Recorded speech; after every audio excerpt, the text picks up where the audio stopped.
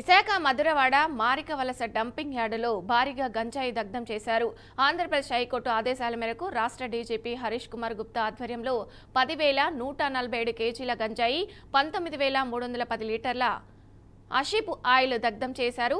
ఈ కార్యక్రమంలో సిపి శంఖబత్రా బాబ్జీ, అలాగే ఐజీ రవికృష్ణ, కలెక్టర్ హరేంద్ర ప్రసాద్ పాల్గొన్నారు. గంజాయి కేసులో ఇప్పటివరకు 1,435 మందిని అరెస్టు చేశారని, రాష్ట్ర వ్యాప్తంగా 8 చెక్పోస్టులు ఏర్పాటు చేశారని సిపి తెలిపారు. గంజాయి వ్యాపారాన్ని అరికట్టడం యుద్ధంగా కొనసాగుతుందని, ప్రజల సహకారం కీలకమని డీజీపీ అన్నారు. ఐజీ రవికృష్ణ డ్రగ్స్ పట్ల అప్రమత్తంగా ఉండాలని, సమాచారం కోసం 1972 నెంబర్కు కాల్ చేయాలని విజ్ఞప్తి చేశారు. కలెక్టర్ హరేంద్ర ప్రసాద్ యువత గంజాయి సేవించే అలవాటును మానుకోవాలని సూచించారు.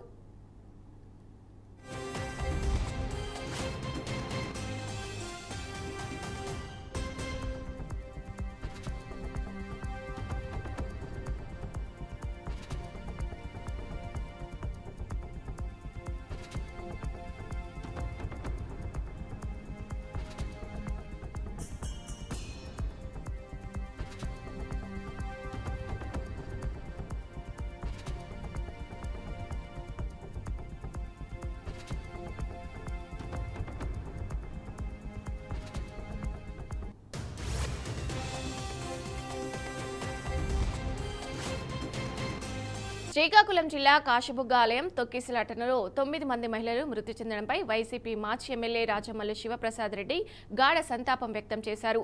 ఈ మరణాలకు ప్రభుత్వ నిర్లక్ష్యమే ప్రధాన కారణమని ఆరోపించారు. ముఖ్యమంత్రి చంద్రబాబు నాయుడు నిర్లక్ష్యంగా మాట్లాడాడని రాజమల్లు తీవ్రంగా ఖండించారు. తక్షణమే హోం మినిస్టర్ రాజీనామా చేయాలని, ముఖ్యమంత్రి క్షమాపణలు చెప్పాలని, మృతుల కుటుంబాలకు ఒక్కొక్కరికి 50 లక్షలు ఎక్స్ గ్రేషియా చెల్లించాలని రాజమల్లు డిమాండ్ చేశారు. భగవంతుని దర్శించుకున్నామని చెప్పి ఆలయానికి పోయి అన్యాయంగా మహిళలు 9 మంది మరణించడం అనేది చాలా విచారించదగ్గ అంశం, దుఃఖపూరితమైనటువంటి అంశం. చంద్రబాబు నాయుడు చెప్పినంత సులభంగా ఇటువంటి అప్పుడప్పుడు జరుగుతుంటాయన్నాడు, ఇటువంటి అప్పుడప్పుడు జరుగుతుంటాయన్నాడు, దాన్ని మనం ఏం చేయలేమన్నాడు. అటువంటియే చంద్రబాబు నాయుడు ఇంట్లో జరిగి చంద్రబాబు నాయుడు కుటుంబ సభ్యులు ఎవరైనా దేవుని దగ్గరికి చేరితే ఈ మాట ఇంత సులభంగా అనగలుగుతాడా? అప్పుడప్పుడు జరుగుతుంటాయి మామూలే అని. కార్తీక మాసం, శనివారము, ఏకాదశి, పవిత్రమైన రోజు. మరి ఈ మరణాలకు కారణం ఎవరు? ప్రభుత్వ నిర్లక్ష్యం కాదా? ఏకకంఠంతో చెప్తున్నారు, ఇది 100కు 100 ప్రభుత్వ నిర్లక్ష్యము.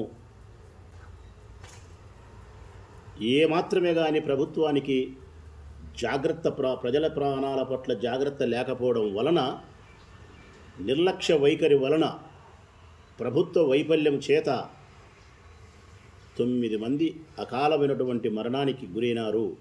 ఇది అన్యాయమని చెప్తా ఉంటే, భగవంతుని దర్శించుకున్నామని చెప్పి ఆలయానికి పోయి అన్యాయంగా మహిళలు 9 మంది మరణించడం అనేది చాలా విచారించదగ్గ అంశం, దుఃఖపూరితమైనటువంటి అంశం. చంద్రబాబు నాయుడు చెప్పినంత సులభంగా ఇటువంటి అప్పుడప్పుడు జరుగుతుంటాయన్నాడు, ఇటువంటి అప్పుడప్పుడు జరుగుతుంటాయన్నాడు, దాన్ని మనం ఏం చేయలేమన్నాడు. అటువంటియే చంద్రబాబు నాయుడు ఇంట్లో జరిగి చంద్రబాబు నాయుడు కుటుంబ సభ్యులు ఎవరైనా. తెలంగాణలో కాంగ్రెస్ వచ్చిన తర్వాత వసూళ్లకు పాల్పడుతున్నారని కుత్బుల్లాపూర్ ఎమ్మెల్యే వివేక్ ఆరోపించారు.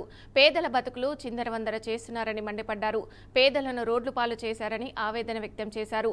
అధికార పార్టీ నాయకులకు కొమ్ము కాస్తున్నారన్నారు. పేద ప్రజలకు ఒక న్యాయం, అధికార పార్టీ వారికి ఒక న్యాయం జరుగుతుందని ఆరోపించారు.